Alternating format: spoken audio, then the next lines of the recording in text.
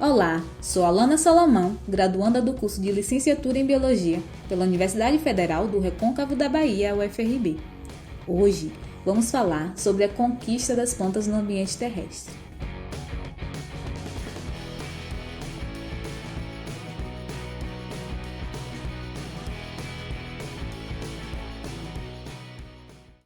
Vocês já pararam para imaginar como seria a Terra sem as plantas? Pois é, houve uma época, há milhões de anos, em que a Terra era limitada a mares e lagos. Acredita-se que as primeiras plantas terrestres tinham como ancestral o grupo das algas verdes, que eram as arqueplastidas com cloroplastos verdes, formadas com a endossimbiose primária.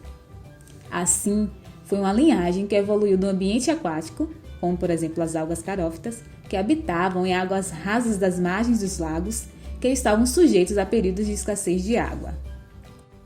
Então, para as plantas sobreviverem, ocorreu uma das principais novidades evolutivas, que foi a retenção do zigoto dentro do gametângio.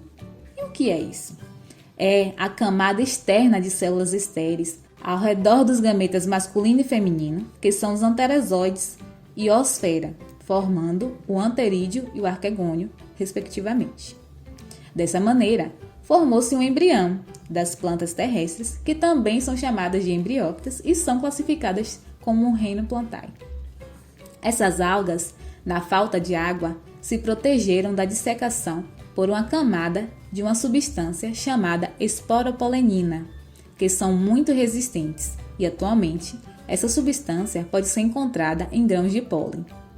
E como passo evolutivo, os ancestrais das carófitas adquiriram uma série de características, tornando seus descendentes aptos a viverem de forma permanente fora da água, pois passaram a ter inúmeras vantagens. Agora vamos lá.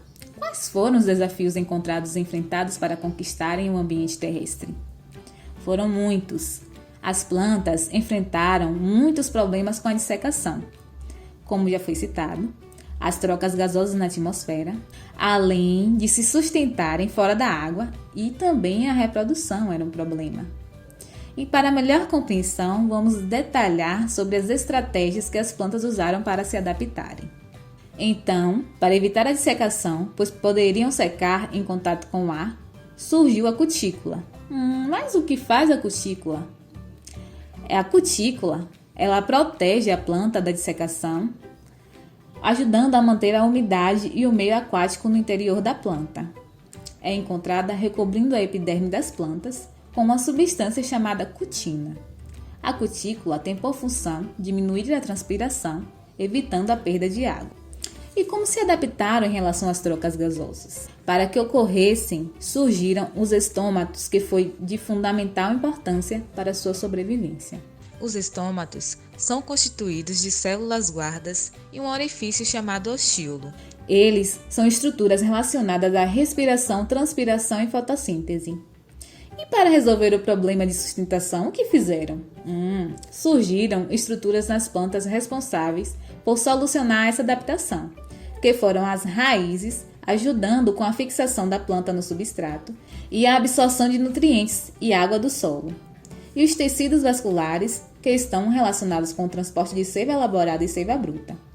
Além disso, existiu o estelo, que tem um xilema que produz a maior parte de sais minerais e água, que apresentava sustentação em planta, pois era um tecido altamente lignificado e resistente. E o floema, que transporta açúcares, aminoácidos e outros produtos orgânicos pela planta. E como solucionaram o desafio de se reproduzirem? Para que a reprodução ocorresse, surgiram os esporos, que são os esporângios, sendo um grande passo para a evolução das plantas. Essas estruturas são bem resistentes, que são levadas pelo vento, ar, água, enfim.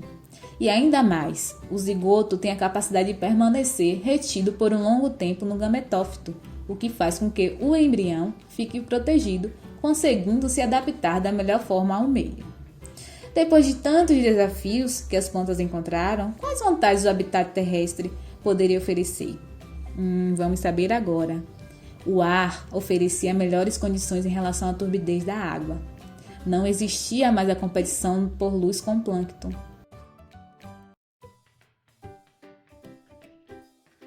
O dióxido de carbono é mais abundante em terra do que na água, pois na água sua solubilidade acaba restringindo. Ainda mais, o solo é mais rico em nutrientes.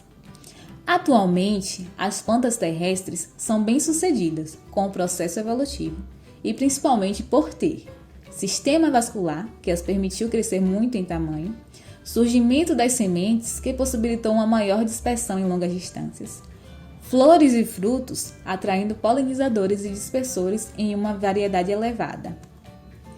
Agora que vimos as vantagens, vimos como elas evoluíram, vamos conhecer o gênero fóssil Coxsone, com cerca de 425 milhões de anos, que foi considerada a primeira planta terrestre. Ela não ultrapassava 5 centímetros de altura e supostamente tinha esporos e vivia submersa em solo enlameado, pois era muito dependente da água. As primeiras plantas não apresentavam sistemas vasculares para o transporte de seiva, assim como as briófitas atualmente, como as plantas que possuem clados diferentes como as hepáticas, antóceros e musgos, trazendo características das primeiras plantas que possuem tamanhos bem reduzidos. Mas as samambaias e as outras plantas vasculares sem sementes conseguem atingir alturas mais consideráveis.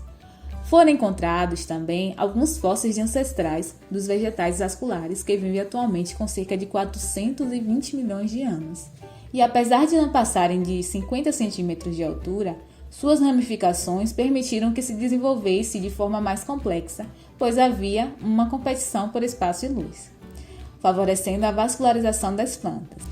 Esse crescimento beneficiou as plantas vasculares, as formas de arborescentes, que originaram as primeiras florestas há aproximadamente 370 milhões de anos, e a evolução não parava de acontecer. Esse processo que vimos levou a planta a conquistar o inexplorado, que foi um ambiente terrestre por milhões de anos. Diferentes organismos surgiram e entraram também em extinção, até a total e plena conquista do ambiente terrestre.